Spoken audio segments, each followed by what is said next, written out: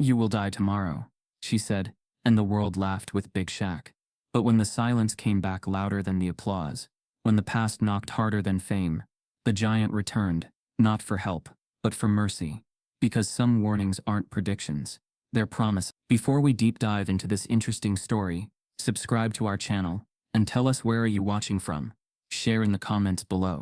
The sun had barely crept over the oak-lined paths of Grant Park in Atlanta, when Shaquille O'Neal, known affectionately by the locals as Big Shaq, even in his casual civilian clothes, stepped onto the damp morning grass. Dew still glistened in the soft light, and the city was quiet, save for a few early joggers and the distant chirping of birds. Shaq had made it a habit to walk here before the world awakened, his strides long and steady, his mind settling into the new day. His sneakers padded softly over the grass. He carried a small paper bag containing a breakfast sandwich and juice. Not for himself but for a regular he'd befriended. She was always there somewhere, leaning against the same bench, cloaked in worn layers against the spring chill. Today, though, he didn't see her right away. Instead, he sensed her presence, a sudden flicker at the corner of his eye, a shifting movement among the shadows near the trees. As he rounded a curve in the path, he came upon her, a woman whose frame was small and broken, but whose gaze held an unexpected sharpness. Delphina. Despite her disheveled appearance, torn clothing, knotted hair, a blanket draped over her shoulders, something in her posture conveyed dignity. She stood steady, arms crossed over her chest, eyes locked on his. Shaq slowed his pace, the sandwich held out in an open palm. "Morning," he said quietly. His voice carried the warmth of familiarity. He'd brought her coffee and a turkey wrap more times than he could count. But today, words caught in his throat as he realized something was different. "You will die tomorrow," she said, each word measured and cold against the golden horizon. Her voice was hushed, but it carried an echo built from certainty. They were words that shouldn't make sense, spoken by someone no one expected to predict fate. Shaq paused, the sandwich midway. His eyebrows lifted. He blinked. He forced a laugh, soft, nervous, but with sincerity. "Come on now, Delphina." He took another step forward, offering the sandwich like a peace token. "That's not funny." Though his tone was easy, his heart thudded with unease. He handed it to her, hoping that normal routine might calm the day. She took the food, but didn't unwrap it. Instead, she kept staring at him. Her blue eyes, odd in their clarity, hammered at something deeper. He noticed the sharp clarity in them, like a mirror reflecting his own humanity back at him. An unspoken truth that he, Big Shaq, speaker of confidence and goodwill, could not dismiss with laughter alone. He cleared his throat. "You okay?" he asked, features softening.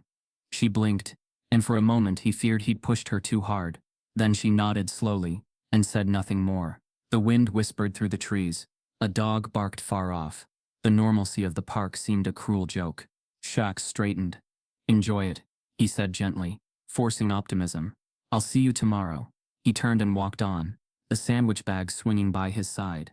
His pacing quickened even as his posture tried to remain nonchalant. He rounded a corner, chest tightening, and stole a glance back. Delphina stood still, watching him until he vanished from sight. He reached the edge of the park where the paths met the sidewalk, and only then let himself exhale. The bench under the shade looked harmless. The joggers waved as they passed, but the words rumbling through him were heavy, like storm clouds hanging just beyond the horizon. "You will die tomorrow." He made his way home, his mind unnervingly alert. His phone buzzed with messages from his mother, Lucille, asking about breakfast, asking if he needed anything. He replied with a brief thumbs up and kept walking. His thoughts tangled in Delphina's prophecy. He tried rationalizing it. Maybe she was confused, or joking, or simply crying out in grief. She was homeless, after all, living on the thin margins. But the truth of her tone, the way her eyes glinted with something he couldn't identify, something urgent, clung to him like a cold sweat. As he entered his driveway, he noticed new lawn chairs on his porch, gifts from a fan, he knew, but oddly symbolic today of comfort he couldn't enjoy. He placed his keys down, closed the door, and paused in the hallway, half in reluctance, half in resolve. Was he letting fear control him? He told himself no, but his stomach clenched and unclenched like it was learning a dangerous lesson. He glanced at the clock. It was barely after 8. The prophecy, stark and strange, echoed in the empty hall. "You will die tomorrow." He shook his head, as if to dislodge the feeling. He'd be on TV later that afternoon, then visiting the community center. He'd pull his usual routine, keep the world moving, and maybe shock the neighbors with a smile. But that phrase, so final, so oddly intimate, refused to leave him. It felt directed, personal, and unnaturally precise. He moved toward the kitchen, dropped his bag, and filled a glass from the fridge. The water chilled his throat, but did nothing to cool the wakeful panic in his chest. He stared into the empty hallway, imagining shadows lengthening by tomorrow. A flood of questions bubbled up. Why him? Why tomorrow? Who was Delphina, truly? He straightened his shoulders. He would treat tomorrow like any other day. He would go back to the park, check on her again. He would laugh at the absurdity of a homeless woman's curse, and he'd move on. But as he set the glass down, he realized he wouldn't sleep soundly tonight, not when fate, or folly, had planted its seed so deliberately in morning's fragile calm. Something had shifted.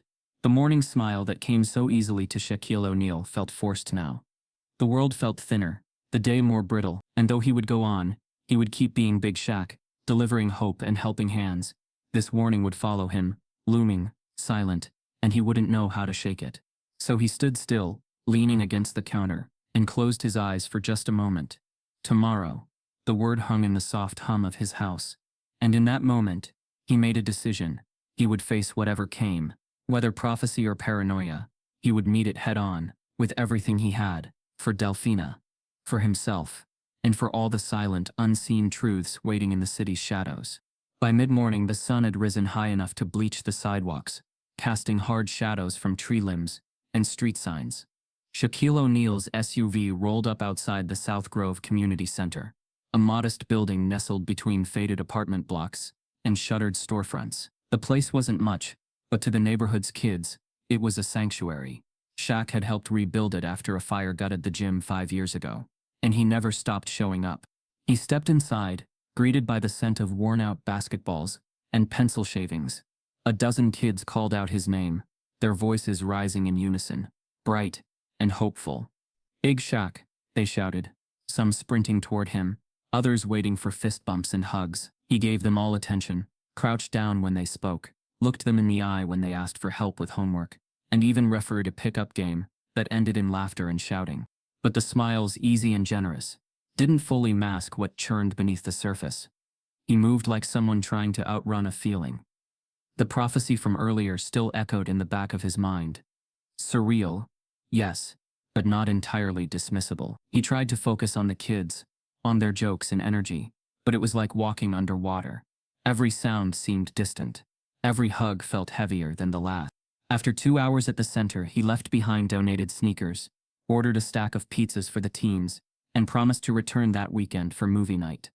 The director, a wiry man named Trent, with a quick laugh and a calm demeanor, walked Shaq to the door. "You good, man?" he asked, noting the way Shaq's smile dipped a little too fast. Shaq nodded. "Yeah, just tired. You know." Trent didn't press. "You know we appreciate you." Shaq clapped his shoulder. "Appreciate you more." He drove next to his mother's house, a brick one-story, with flower pots on the steps and wind chimes that jingled softly, even without a breeze. Lucille O'Neal opened the door before he knocked, already holding out a plate of banana bread and a look that saw through him. "You've been walking heavy," she said without preamble, her voice steady like church bells. "Like your feet know something your mouth won't say." He followed her inside. Her living room was filled with photographs, graduations, weddings, trophies, and yet the one Shaq always looked at first was the old black and white of his father. The man had been taken too soon, not by illness, but by rage. A traffic stop turned wrong. A black man trying to explain something to an officer who refused to listen. Lucille watched him eye the photo. "You think about him more when it gets quiet, don't you?" Shaq didn't answer right away. He sat down slowly, elbows on knees, the couch creaking beneath his weight. "She said I'd die tomorrow." Lucille tilted her head. "Who?" "The woman in the park. Delphina." Said it clear as daylight. Then just stood there, watching. Lucille's fingers tightened around her mug. Sometimes people say strange things when they've lost too much. But her eyes betrayed something more. Not fear exactly, but an alertness. A recognition. "I laughed," Shaq admitted. "But I didn't feel like laughing. I felt like she knew me. Like she'd seen something I forgot." His mother didn't flinch. Then remember. They sat in silence. The house was warm, filled with the tick of a wall clock and the scent of cinnamon. It felt safe, but Shaq didn't feel safe. Not from something outside, but from something rising within. Something old, unspoken, unfinished. Later he met Shawnee at a small cafe near downtown. They had remained close after the divorce, bound by history and children, and a complicated tenderness that neither wanted to dissect too deeply. She was already at the table, a latte in hand, and sunglasses perched on her head. "You're late?" she said, smiling. "That's new?" "I stopped by Mom's," he replied, sliding into the chair across from her. "And I had a weird morning." "Weird how?" He hesitated. "Somebody said I'm gonna die tomorrow." Her smile faded, just slightly. "That's not funny." "I'm not joking." She stirred her coffee, then placed the spoon down carefully. "You believe?" "I don't know, but I keep thinking about it." She studied him, then leaned back. "You've been carrying a weight for years, Shaq. You give so much, to everybody. But you never talk about what you lost, about what happened to your dad, about how that made you close off." He didn't argue. He couldn't. She was right. "I keep thinking," he said quietly. "What if tomorrow is a kind of death? Not a coffin death, but something else. Something I deserve." Shawnee looked at him long and hard. "You don't owe anybody your guilt. But maybe you owe yourself some truth." He nodded slowly. "I think something's coming. I don't know what it is, but I feel it." She reached across the table, touched his hand. "Then don't wait for it. Meet it." As the afternoon light spilled across the cafe's windows, Shaq sat motionless, gripped not by fear but by the strange clarity that arrives just before a storm. The kind that demands preparation, not panic. And as he left the table and hugged Shawnee goodbye, he knew the day wasn't done with him yet. Something else waited. Something tied to who he used to be, and what he had once refused to face. That evening, as the warmth of daylight dipped into a quiet amber, Shaq parked his truck outside the corner market on Marston Avenue. The kind of place where he knew the cashier by name, where they kept his favorite chips behind the counter, and where the paint peeled gently from the old brick exterior, like a town too tired to maintain appearances. He wasn't here for anything urgent. Maybe just a cold tea. Maybe to kill time before he'd let himself go home and sit with the weight of everything. Delphina's words had stirred. He stepped out of the truck, and immediately felt something. A tingle between his shoulder blades, like eyes tracking his every move. At first he brushed it off. He was used to being recognized. But this was different. The gaze didn't come with a shout, or a wave. It came with silent, unsettling, watchful silence. Across the street, half shadowed by the overhang of a closed laundromat, stood a girl no older than 17. She wore a faded red hoodie, the drawstrings pulled tight around her chin, and dark jeans streaked with dust. Her sneakers were worn thin at the soles, and her arms were crossed, not in defiance, but in wary defense. She didn't flinch when he met her eyes. She didn't pretend to look away. She just stood, still and silent, as if time had slowed down for her and her alone. Shaq nodded politely, the way he always did when strangers stared too long. But she didn't return the gesture. She remained where she was, not blinking, not shifting, like a statue carved from suspicion. Inside the store, he tried to ignore her. He made small talk with the clerk, picked up his usual drink, and paid in cash, but his eyes kept drifting toward the glass window where the girl still stood. Not once did she look away. As he stepped outside again, her presence hit him stronger. He didn't know her, and yet, something about her struck a chord deep in his memory. A familiarity he couldn't explain. He crossed the street slowly, cautiously, stopping a few feet away. She didn't back down. "You good?" he asked gently, his voice lowered. "You remember Harbor Street?" she said. Her voice didn't crack or hesitate. It was flat, steady. The question came like a match dropped on gasoline. Shaq's breath caught in his throat. "I used to live 2 blocks from there," he replied carefully. "Why?" She reached into her hoodie pocket and pulled out a folded photograph. She held it up without moving closer. He took a step, squinting. The image showed a man, early 30s, in a plaid shirt standing next to a younger version of Shaq, back when the fame was fresh, the smile unbreakable. The man's name hit him like a gut punch. "Malcolm J. Torrance," she said. "My father." The ground beneath him might as well have shifted. Shaq swallowed hard. He hadn't heard that name in years. Not since the trial, Not since the media frenzy. Not since the day he chose to stay silent. He didn't do what they said he did, the girl said. And you knew it. Shaq took a half step back. What's your name? Lennox. She said it like a warning. She didn't move, didn't blink. Her presence was a storm held in human form. Shaq looked away for a moment, memory swarming. Malcolm Torrance had been a janitor at a downtown sports arena. A quiet man with a sharp wit and a habit of helping kids after hours. He'd once stopped a fight outside Shaq's charity event. He'd once saved a boy from a drug bust by vouching for him. And then he'd been accused of assaulting a police officer during a traffic altercation. Witnesses vanished. Evidence evaporated. And when Shaq's name surfaced, rumored to have seen part of the altercation, he'd been advised to stay out of it to avoid career damage. So he did. I was 25, Shaq said, more to himself than her. They told me it wasn't my business. Lennox's eyes narrowed. It was your business the moment you shook his hand in front of cameras and called him a pillar of the community. My dad's been in prison for 20 years. I was 3. Her words cut deeper than he expected. There was no yelling, no scene, just cold, brutal truth. She pulled the photo back and returned it to her pocket. You owe more than apologies. Shaq's voice was low, almost hoarse. Why now? Because the clock's ticking, Big Shaq, she said. And I'm not the only one who remembers. Some debts get collected when the sun goes down. With that, she turned and walked away, disappearing down the alley beside the laundromat. He stood rooted in place, the bottle of tea sweating in his hand, his chest hollowed by guilt that had finally come to collect. As he returned to his truck, he didn't start the engine right away. He sat in silence, watching the horizon fade into dusk. Delphina's warning replayed again. You will die tomorrow. It hadn't made sense this morning, but now it did. Not death in the physical sense, but a death of ignorance, of denial, of peace. Because Lennox wasn't just a girl in a hoodie, she was consequence, shaped and sharpened by time, a voice long buried, returning to echo through the life of a man who had once looked away. And tomorrow, whatever it brought, would not be ordinary.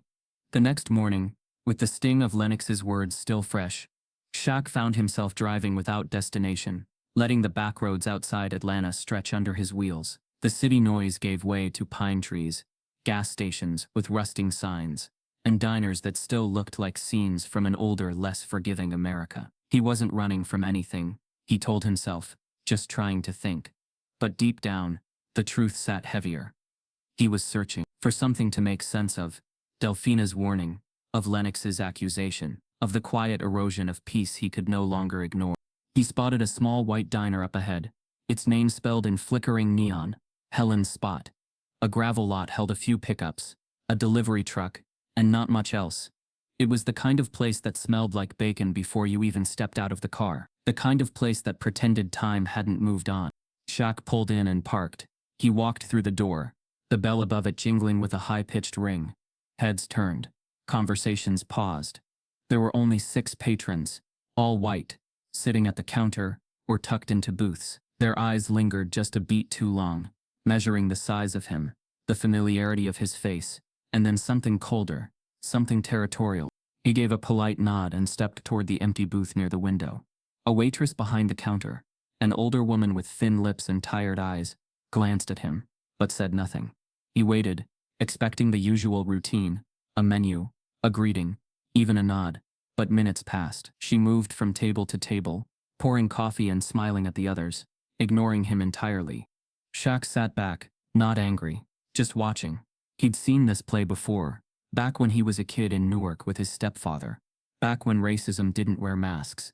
He thought things had changed, or maybe he just stopped looking for it. A young man in a black apron appeared from the kitchen, skin dark like polished cedar, eyes alert. He was no older than 22. He noticed Shaq instantly and blinked in surprise, like spotting a lion in the suburbs. He looked around at the others, then back at the waitress. When she gave him a sharp look and shook her head, he walked over anyway. Sir, the young man said, keeping his voice low, I can get you something to go, but they ain't gonna serve you here. Shaq nodded slowly. What's your name? Zayden. He offered his hand. Zayden shook it. His grip was firm but cautious, like someone trained to stay braced. Shaq stood up. No worries, he said, keeping his voice even. You don't have to. I do, Zayden interrupted, his eyes flicking to the front where the older waitress was watching them with thinly veiled disdain. "You're Big Shaq. People listen when you speak. That means you can sit in silence. Or you can say something. But either way, they'll write it down." A moment passed. Shaq looked around the diner. The stares hadn't stopped. A fork scraped against a plate. A coffee pot hissed. It was all so ordinary, so precise in its quiet rejection. Just then the owner, a balding man in his 60s, came out from the back. His apron was clean, his voice calm, but firm. "He's not on shift anymore," he said, pointing to Zayden. "You can leave with him." Zayden froze. "What?" "You heard me. You want to make noise, you do it on your own time." Shaq stepped in. "That's not fair." "Life ain't fair," the owner said. "But this is my place. My rules." Zayden removed his apron slowly, not with shame, but with the practiced stillness of someone who'd expected this moment all along. He didn't look at Shaq as they walked out together. Outside, the sun blazed harshly on the asphalt. The diner door slammed shut behind them. Zayden folded his apron and tucked it under his arm. "I'm sorry," Shaq said, the words catching awkwardly in his throat. "For what?" Zayden replied. "Not bitter, not angry, just tired. For not raising your voice in there. For not raising it years ago." Shaq exhaled. "I didn't know what to say." Zayden finally looked him in the eye. "You had a chance to speak up before. People remember silence." The words struck hard. Not shouted. Not accusatory. Just true. As real as Lennox's stare. As final as Delphina's whisper. Zayden started to walk off, apron still under his arm. "They'll forget me by tomorrow. But not you. You don't get to be invisible. Not anymore." Shaq stood alone in the parking lot for a long time, after Zayden vanished around the corner. He could still see the reflection of himself in the diner's window. Big, broad, unmissable, yet somehow too often, he'd chosen to disappear when it mattered. And the weight of that choice pressed against his chest like a quiet sentence finally read aloud. By nightfall, the silence in Shaq's house had grown thick, too full of everything unsaid. The walls held the echoes of Zayden's words, the sting of Lennox's stare, and the chill of Delphina's warning. Every familiar room felt unfamiliar now, haunted not by ghosts, but by the weight of things ignored too long. He sat in his den, lights dimmed, the television muted, a cold glass of water resting untouched beside him. Outside, Atlanta's skyline blinked in quiet patterns. Somewhere out there, the city was moving on, traffic lights changing, clubs opening, sirens whining into darkness. But in this room, time had slowed. Shaq scrolled through old texts from teammates, sponsors, even fans, searching for comfort and connection, but nothing grounded him. His heart moved with the strange rhythm of dread. At exactly 12:03 a.m., his phone buzzed once and then again, an unknown number lighting up the screen in stark white. No name, no location. He stared at it, let it ring once more, then he picked it up. "Hello?" The voice on the other end was rasped but steady, smooth like silk caught on broken glass. "Tomorrow's when the debt comes due." Shaq went still. His breath caught. "Delphina?" he whispered. "You think you've been paying with kindness," the voice said, calm and sharp. "But the soul knows when it's faking grace to bury guilt." He stood, his body tense, as if someone had just opened a window inside his chest. "What do you want from me?" "You already know. You've known since the boys screamed on Harbor Street." The name landed like a bolt. Harbor Street. He hadn't heard it spoken aloud in more than 2 decades. Not since the headlines died. Not since his handlers erased it from his narrative. Not since Ellis Carver's blood pooled on concrete while cameras pivoted elsewhere. "You were there," Delphina's voice continued. "You saw what they did. You knew who could have stopped it. But silence came easier when your career stood in the way." Shaq closed his eyes. He could see it now. The patrol car. The crowd. The shouting. The gun drawn too fast. Ellis's voice, just a teenager calling out. And Shaq had frozen. Or maybe he hadn't. Maybe he'd simply stepped back into the shadows, letting the noise swallow what he should have stood up for. "I couldn't fix it," he said weakly. "They said it would destroy everything." "It did," Delphina said softly. "Not your fame. Your spirit." The call went silent for a second, long enough for him to wonder if she'd hung up. Then her voice returned, lower now, intimate. "You go to Harbor Street tomorrow. The same corner, 9 a.m. You'll know what to do." "Why me?" he asked, helpless. "Why now?" Because time's done waiting on your comfort. The line clicked dead. Shaq stood frozen, the phone still to his ear, the room holding its breath. He moved to the window and looked out. The city felt different, more distant, colder somehow. He wasn't afraid of death, not the kind that ends life. He was afraid of the death that left you walking, breathing, but hollow. He'd felt it before. After Ellis. After Malcolm Torrance. After each moment he'd told himself that doing nothing was staying neutral. But he wasn't neutral. He never had been. His phone screen remained dark. No call log. No evidence. Just silence. And a name that had returned like a wound reopening. Harbor Street. He sat back down, not because he wanted to, but because his legs felt drained. The air carried a pressure that made his heart pound. Tomorrow, something would begin, or maybe something old would finally be acknowledged. He didn't know what he'd find there, but for the first time, he wasn't waiting for answers to come to him. He was going toward them. By morning, the sky above Atlanta was a pale wash of gray, the kind of light that dulled every color it touched. Shaq drove alone, no music playing, no GPS guiding him. He didn't need it. Harbor Street lived in a part of his memory he could never fully clean. The roads that led there twisted through industrial silence, passing shuttered factories and rusted fences, past lives paused and neighborhoods forgotten. When he turned the final corner, the first thing he noticed was how quiet it was. No kids playing, no dogs barking, just the wind, rattling loose pieces of chain link fence, carrying with it the scent of oil, damp brick, and something older, like memory itself had a smell here. Harbor Street hadn't changed much in 20 years. The cracked sidewalk still bore the same uneven tiles. The liquor store was now boarded up, but its ghost lettering clung to the brick like a scar. A payphone hung uselessly on a bent pole. Receiver missed. The buildings leaned into one another like survivors of a storm still unsure if they were safe. Shaq parked and stepped out, his feet hitting the same pavement he once stood on, as a much younger man. It was on this very street, on this very block, that Ellis Carver's life had been cut short. He walked slowly, deliberately, eyes scanning every wall, every corner. It didn't take long to find them. The murals, vibrant and angry, and heartbreaking, all at once. Ellis's face stared back at him, from brick and plywood, eyes wide, mouth smiling, in one, crying in another. There were candles arranged under one of the paintings, long since melted into the concrete, and tags from local artists etched like prayers, around the edges. Never forgot. He was only 17. Justice still sleeps. Shaq stopped in front of the mural that hurt the most. Ellis in a basketball jersey, his arms raised, a look of hope caught mid-smile. It was painted across the wall of the old convenience store, the exact spot where the shooting happened. The windows had been blown out years ago, shards still caught in the frame like broken memories. Above the doorway, someone had scrawled in red paint, "You saw, you knew." He stared at those words until they blurred. He had been there, not close enough to stop the bullet, but close enough to have spoken afterward. He'd seen Ellis being chased. The chaos, the officer shouting conflicting orders, and then the shot. One, echoing like a slammed door. Shaq had stood there in the aftermath. While the officer claimed Ellis was reaching, Shaq knew better.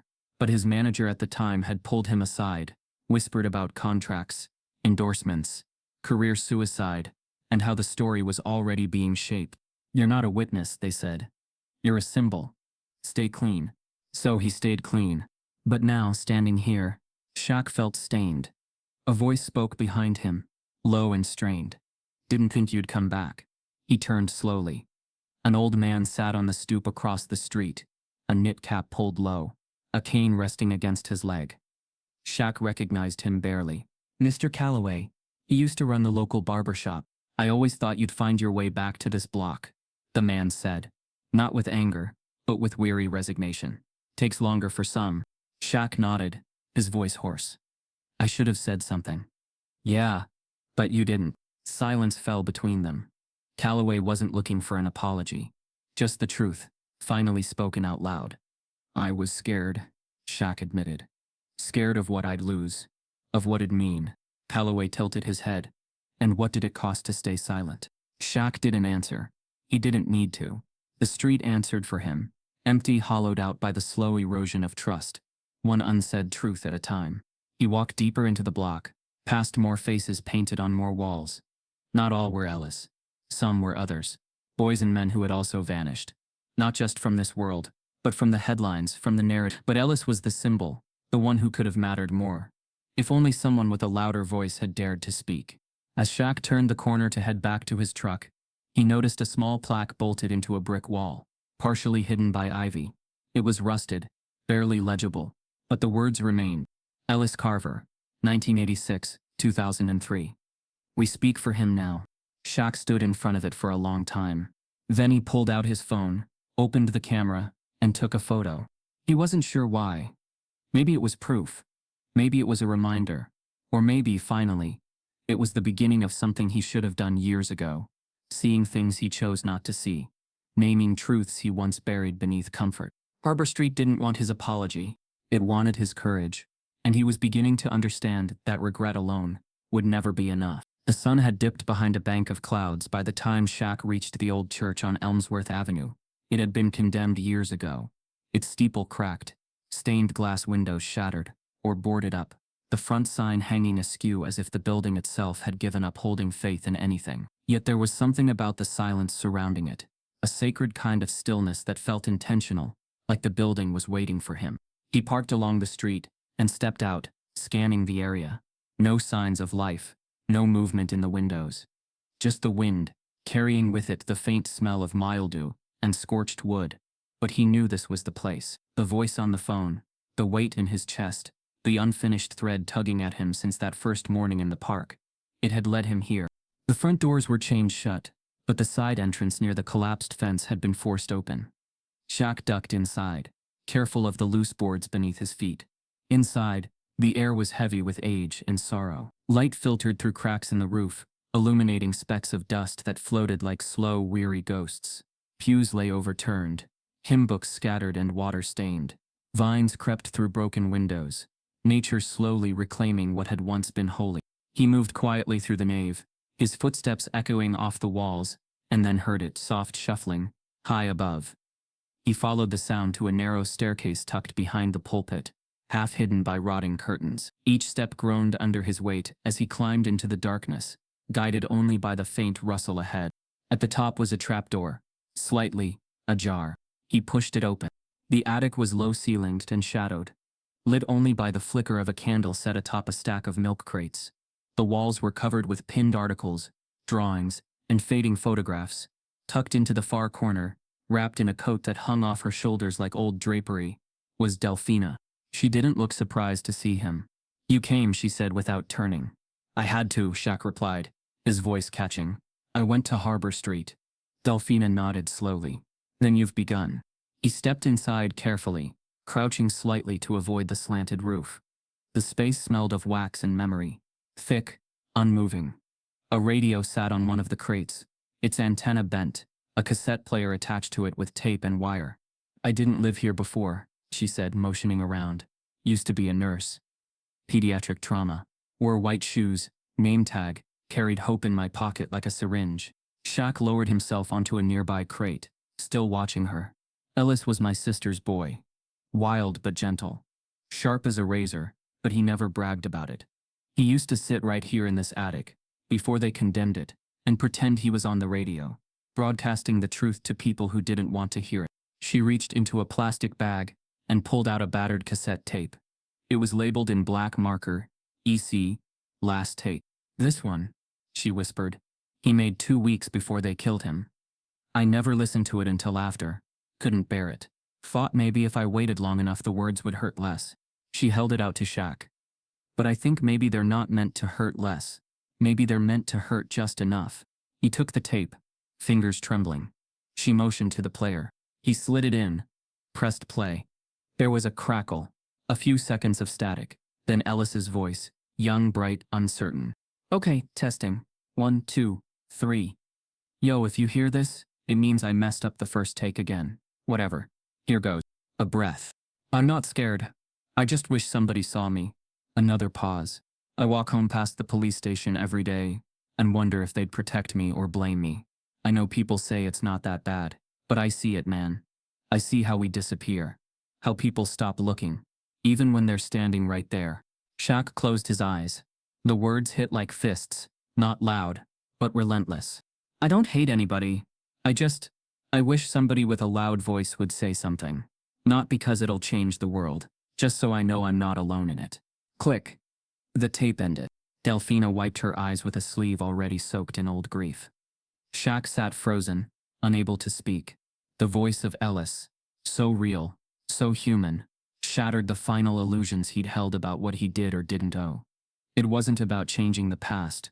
It was about facing it without flinching. I told myself for years that being quiet was protecting my peace, he said softly. But I think I was just hiding from pain. Delphina nodded. Truth doesn't need a megaphone, just a mirror. She stood slowly, her knees creaking under her. She walked to the window, looked out over the crumbling city below. You have a platform, one I'd give anything to have had when they put my nephew in that grave. You can tell the world what they erased. Shaq looked around the attic, at the faces pinned to the walls, the silent witnesses. I will, he said. Delphina turned back to him, her eyes clear despite the wear. Then tomorrow might just be your rebirth, not your death. Shaq rose, the cassette still in his hand, its weight heavier than gold. He nodded once, and in that attic, between forgotten wood and flickering light, he felt something shift, not guilt, not grief, but resolve. Delphina said nothing else. She didn't need to. She had spoken truth. And now it was his turn. By noon the following day, every major news outlet in Atlanta was converging at the Wyndham Arts Center, a modest stage usually reserved for charity events and local civic talks. Shaq hadn't notified his sponsors, hadn't run the decision by his agent, hadn't even mentioned it to his family. It wasn't planned. It was urgent, the kind of urgency that didn't require permission. The stage was bare, no banners, no handlers, just a single mic on a wooden podium and 2 rows of seats set up for the press. Cameramen shuffled into place. Reporters whispered, unsure why they'd been summoned. Social feeds were already buzzing. Big Shaq press conference, unannounced. Something's coming. Behind the curtain, Shaq stood alone, his hands cold, despite the heat of the room. The cassette tape from Delphina sat in his jacket pocket. A reminder, a ghost, his stomach twisted with a strange mixture of dread and clarity. There would be no scripted statement, no controlled narrative, just the truth, raw and unpaid for. He stepped onto the stage. The room quieted instantly. Cameras clicked. Lights snapped on. For a few seconds, Shaq just stood there, staring into the lenses, his jaw tense, his body towering and vulnerable, all at once. I didn't come here to talk about basketball, he said, his voice deeper than usual, steady but not polished. I came here because I owe you the truth, and because I owe someone who never got to speak for himself. A pause. I was there. The night Ellis Carver died. I saw what happened. I saw how scared he was. I saw the confusion. I saw the officer's handshake. I saw the moment when it could have gone a different way. And I said nothing. A murmur rose in the crowd, but Shaq didn't falter. I was told to keep quiet, to protect my image, my endorsements, my future. I let myself believe that silence was wisdom, that maybe someone else would speak up, that maybe my voice didn't matter as much as my reputation. His eyes scanned the room, glossy now. But I was wrong, dead wrong. He exhaled, hard, the words catching. Ellis was 17. He had dreams. He recorded them, because he thought no one would ever hear him otherwise. I listened to his voice last night, on a tape his aunt kept hidden in an attic, surrounded by dust and forgotten prayers. He said, I'm not scared. I just wish somebody saw me. Shaq's voice cracked. I saw him. The silence in the room was absolute. Even the clicking stopped. I let the world erase him. I let them paint him with the wrong brush, while I stood at galas and shook hands, and told myself I was doing enough by being a role model. But being seen isn't the same as being defended. And silence, he said, now louder, firmer, is betrayal. He gripped the podium tighter. I'm not asking for forgiveness. I'm not trying to rewrite the past. I'm here because if you have a platform, and you don't use it to lift the names that got buried, then you're just another brick in the wall that kept them out. He paused again, letting the weight of that sentence sit in the room. There are young people who still walk past the place where Ellis died. Kids who don't know his name, but live in the shadow of that silence. I can't let that stand. Not anymore. His eyes lowered, his voice softer now. I failed Ellis. I failed Lennox. I failed every kid who believed I stood for something bigger. He stepped back from the mic. For a moment, it looked like he might leave.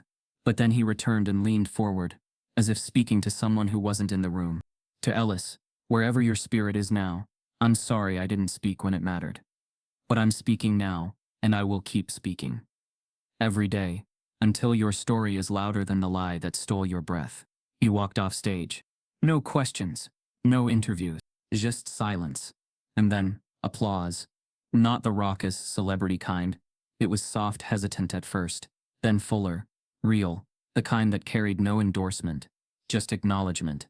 In that moment, Shaq didn't feel redeemed, but he did feel honest, and that was more than he'd felt in years. The fallout came fast.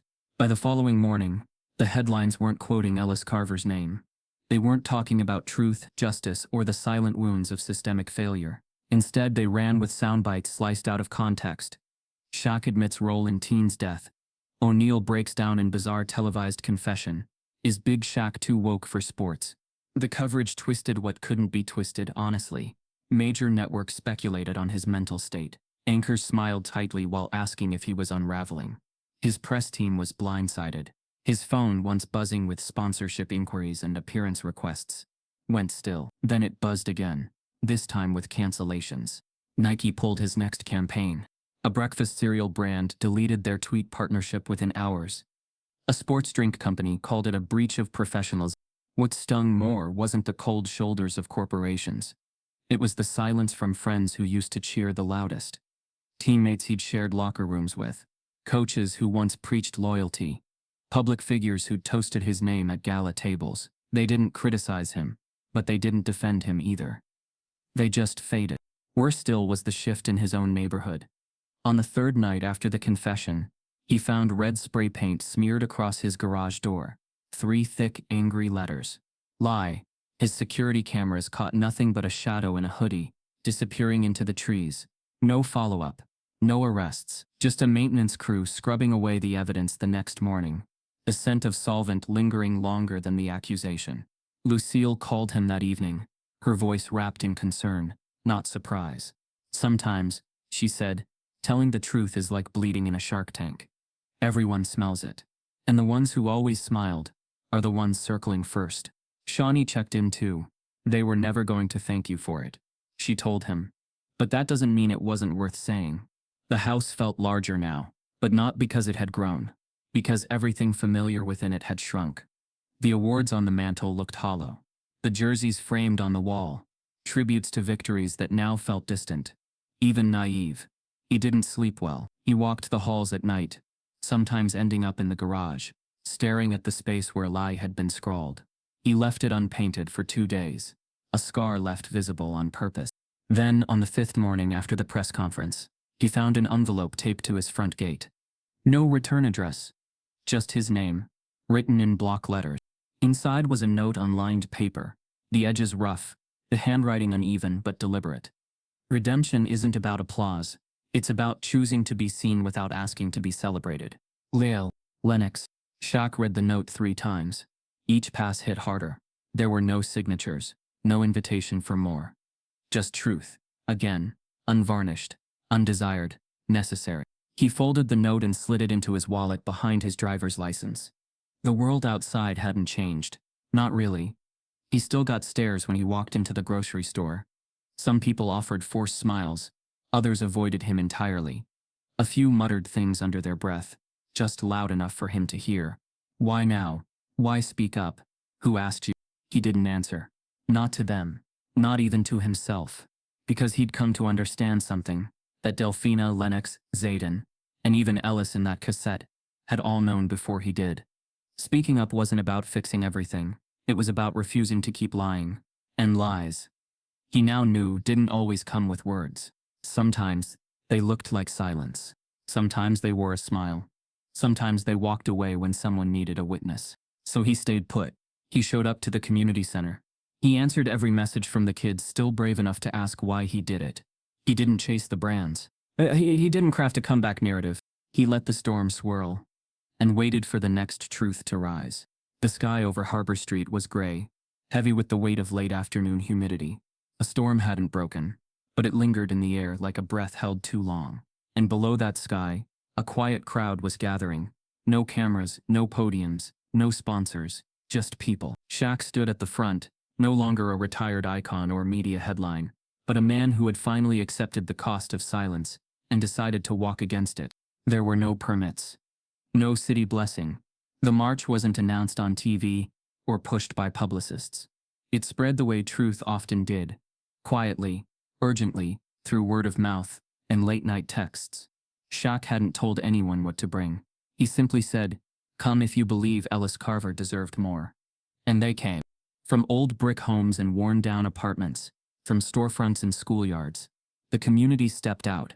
Grandmothers in folding lawn chairs, teenagers with phone cameras ready, teachers who remembered Ellis's smile, veterans who remembered being followed too many times for doing too little wrong. A few wore shirts with Ellis's face, others held signs with no words, just his initials, EC, etched in black. Shaq didn't carry a megaphone. He didn't speak. He walked.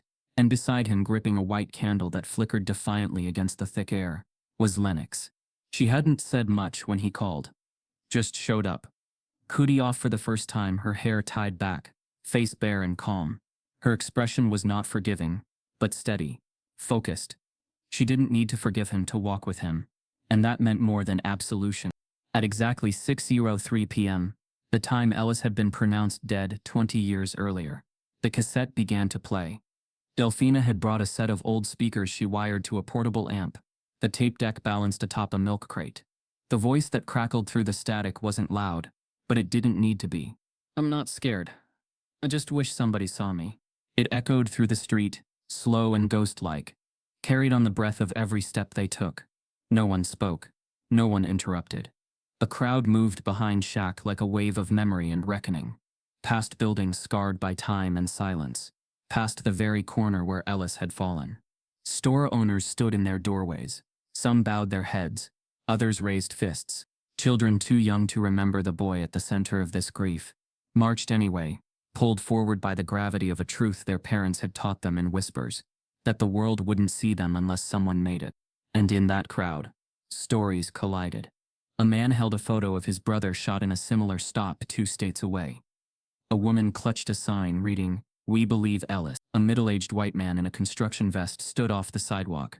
Unsure at first, then joined the line, walking quietly between 2 black elders who nodded without words.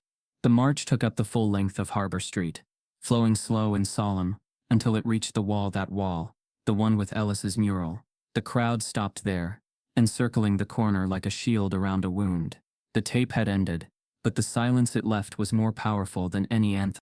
Shaq stepped forward, knees trembling slightly, not from fear but from the unshakable weight of arriving at the exact point where everything had once gone wrong. He turned, facing the crowd, but didn't climb onto anything, didn't elevate himself. He stood eye level, his voice quiet. "This isn't protest," he said. "This is memory. This is sight. We are standing because for too long Ellis was ignored. Not just in his death, but in his life." He glanced at Lennox, whose candle was now dripping wax onto her hand. She didn't flinch. "We are here without permission," he continued, "because truth doesn't wait for permission. Ellis didn't get one. Neither did Malcolm. Neither did the dozens whose names we don't even know. So today we walk, we remember, and tomorrow we speak again." The crowd remained still, holding breath, some nodding, others crying, but none turned away. Delphina stepped forward, placing the cassette gently beneath the mural, then lighting her own candle. It joined a small collection already forming at the base of the wall. Light against shadow. Shaq looked out over the faces. Familiar, new, scarred, determined. The march had no riot, no tear gas, no confrontation, but it was loud in its stillness, loud in its refusal to ask for space. As night fell and the streetlights buzzed to life, the candles kept burning, casting flickers across Ellis's painted face. One by one, people began to speak, not from a stage, but from the sidewalk. "I taught him math," someone said. "Smart kid, loved fractions. I used to race him home from school. He let me win once. My son looks like him." Shaq stayed until the last person left, until the tape was rewound, until the candle in Lennox's hand burned out completely. He didn't speak again that night. He didn't need to. The march had said everything. The next morning, Harbor Street felt different. Not changed. No protest ever erased years of injustice in a night. But shifted, as though the earth beneath it had tilted slightly towards something truer. The candles had burned low. The mural of Ellis, now ringed with new chalk messages and fresh flowers, glowed beneath the softened morning light. The air was thick, not with humidity this time, but with the quiet hush that follows a storm. People gathered again, some who had marched, some who hadn't, but had heard, felt compelled to be present. Word had spread, Lennox would speak. There was no stage, no microphones, just a milk crate set near the edge of the mural, close to the faded plaque. Shaq stood nearby, arms folded, gaze steady but unreadable. Delphina sat farther back, her posture upright despite the fatigue in her bones. She didn't speak, didn't move, but her presence radiated through the space like the final verse of a hymn. Lennox stepped up onto the crate slowly, adjusting the folded paper in her hand, though she didn't need it. Her red hoodie was gone again, replaced with a plain white shirt that hung loose over worn jeans. The candle wax stain still marked her fingers. She looked out over the crowd, not vast but full, and took a breath. My name is Lennox Torrance. The silence swallowed the name, holding it like something sacred. My father is Malcolm J. Torrance. He's been in prison for 20 years for something he didn't do, and Ellis Carver was the boy who tried to help him tell the truth. She paused. Ellis wasn't a perfect kid. He had fights. He cut class sometimes. But he wasn't violent. He wasn't a criminal. He wasn't what the reports said. He was just someone who saw too much too early, and said too much too clearly. Lennox's voice didn't shake. It didn't need volume to carry power. It had the kind of weight that came from having to grow up memorizing names written in chalk. My dad used to tell me that silence is the longest sentence of all. He said it's the echo that doesn't fade. Ellis tried to help him. And they erased that. They erased both of them. She looked at Shaq, then direct, unwavering. But silence isn't permanent. That's what I've learned. Not if someone finally decides to break it. Shaquille O'Neal was a giant when I was growing up. Not because of his size, but because people listened to him. And for a long time he didn't speak when it mattered. That hurt. Her voice softened, but she didn't falter. It still does. Shaq's eyes locked on hers. He didn't look away. But people can grow, Lennox continued. Even giants. Especially giants. And yesterday when he marched down this street, when he stood next to us, not above us, something shifted. She unfolded the paper, held it in front of her, but didn't read it. Instead she folded it again, slid it into her back pocket, and met the crowd with her eyes. I forgive him. It landed with a thud of finality. Not sweet, not cinematic, but real. Not because it fixes everything, and not because it takes away what was lost, but because holding on to pain isn't justice. It's just more weight. Lennox stepped down from the crate slowly. She didn't rush. She didn't smile. She walked over to Shaq, and for the first time reached out. He took her hand. The gesture wasn't loud, but it rippled through the crowd like thunder just beneath the ground. Delphina watched from her seat across the sidewalk, her head nodding slightly, not in approval but in recognition. This was what Ellis had needed. This was what she had waited for, guarded for, and now that it was spoken aloud by the girl who carried the past forward, it no longer needed to be chased. Shaq spoke quietly, only to Lennox. Thank you. She nodded once. Don't stop. He wouldn't. The crowd lingered for a while longer. No formal dismissal, just a slow unraveling of presence, like fog dispersing in morning light. Some left flowers beneath the mural, others left notes. A few children knelt to retrace the chalk drawings smeared by shoes and rain. And as the crowd thinned, and the street returned to its ordinary rhythm, something extraordinary remained. Not in what had changed, but in what had been claimed. A name. A truth. A chance to rebuild not from perfection but from acknowledgement. Harbor Street would never be clean. But now, it was no longer silent. The morning arrived without fanfare. No thunderclap. No sudden gasp. Just the quiet push of light spilling across the hardwood floors of Shaq's home, warming the air in soft streaks. He stirred beneath the covers, not startled, but oddly still, his body waiting for some sign, some echo of Delphina's prophecy to crash through the silence. But there was none. He sat up, rubbed the sleep from his eyes, and looked around the room. It was the same as yesterday, the same as the day before. Yet something was different, not in the space, But in him, a weight had shifted. Not lifted entirely, but moved. Reorganized, no longer pressing on his chest like guilt, but riding beside him like memory. He moved slowly, deliberately, showered, dressed, poured a cup of coffee he barely touched. His phone sat face down on the counter, buzzing every so often with notifications he wasn't ready to check. The world would still be there later. For now, he had somewhere to be. Shaq stepped outside into a world that had already started again. Cars rolled past his gate. A jogger passed by with earbuds in. A woman in scrubs loaded her kids into the back seat of a minivan. Normal, uninterrupted, as if the soul-shaking days before had only occurred in his personal orbit. He walked. No security, no entourage, just him. Big Shaq, in a plain t-shirt and baseball cap pulled low, his shadow stretching long across the sidewalk. The streets led him back like muscle memory, guiding his steps toward the place where everything began, Grant Park. The air was crisp, unusually clear for Atlanta. He passed a few early risers, a man reading on a bench, an old couple walking their dog, a child chasing birds. Peaceful, but detached.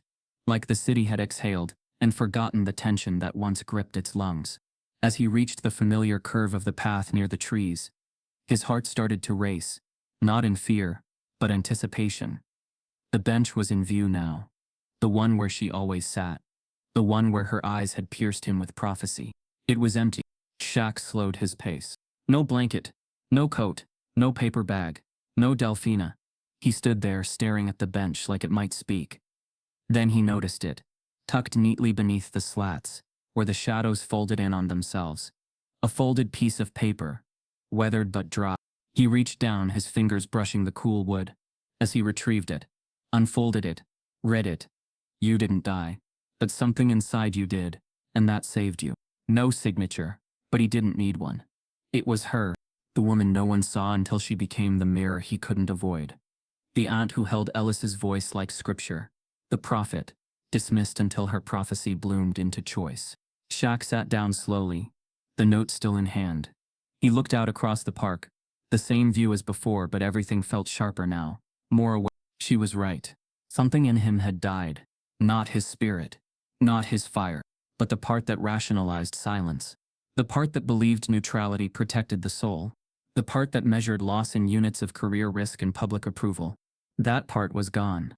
In its place was something heavier, but more honest, and with it came a strange kind of peace. Not comfort, but clarity.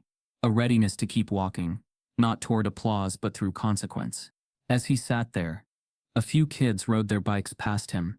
One slowed, recognizing him, but didn't shout his name like kids used to. Instead, he simply nodded, a quiet acknowledgement. Respect without fanfare. Shaq returned the nod with a small smile. Time passed. The sun climbed. Eventually, he stood and walked to the center of the park. In the clearing near the amphitheater, he found a group gathering: teachers, activists, youth leaders. No press, no city official. Just organizers planning the next march, the next mural, the next story to protect from erasure. They welcomed him without ceremony. Just a hand on the shoulder, a shared task ahead. And as the morning unfolded into something ordinary again, Shaq knew his story wasn't done. But the version of it that let him live clean while others died quiet. That version was finished. He wasn't reborn. He was responsible, and he would carry that with purpose. Because what died yesterday wasn't him. It was his silence. And what rose in its place wasn't redemption. It was resolve. If a voice like Shaq's took this long to speak, what are you still holding back? Your silence is someone else's shadow. Break it. Share the story that was almost erased. Challenge the version of justice that comforts instead of confronts. Because truth doesn't spread itself. We carry it.